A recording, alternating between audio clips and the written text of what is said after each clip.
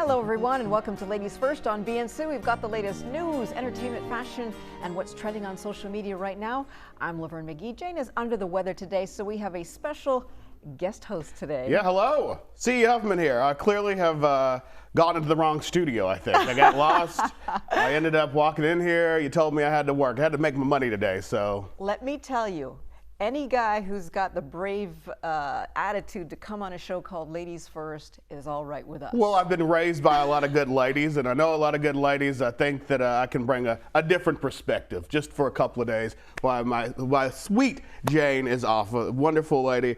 We love Jane, and we hope that she's getting better there. Take a little time. Everybody needs to take a little break, I think. Absolutely. And for the record, the show's called Ladies First, not Ladies Only. Hey. Okay? Every good woman has to have a good man.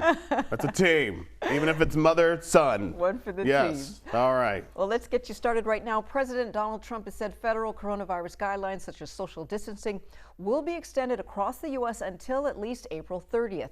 Now, he had previously suggested that he could be relaxing those items as early as Easter, which falls in mid-April. But he says the highest point of death rate is likely to hit in 2 weeks. He appeared to be referring to peak infection rates that could peak and overwhelm hospitals. White House medical advisor Dr. Anthony Fauci had earlier warned that the virus could kill up to 200,000 Americans. Dr. Fauci said that it was entirely conceivable that millions of Americans could eventually be infected. The U.S. now has more than 153,000 confirmed cases. And President Trump has a new chief of staff. 60-year-old North Carolina Representative Mark Meadows is stepping down from Congress today to take on this new role. This will be the 4th chief of staff since President Trump took office. Acting chief of staff Mick Mulvaney has been dismissed.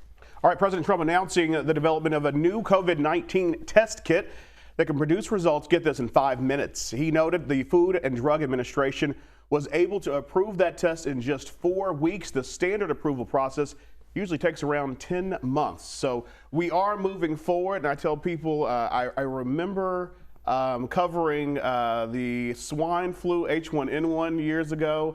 It took a little longer for them to get all of the materials and the medication for that as well. But I think we've jumped very far. We've come a long way since swine flu. I hope so.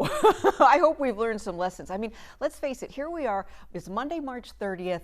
We've been dealing with this now for a couple of weeks. We're going to April 1st this week, Wednesday.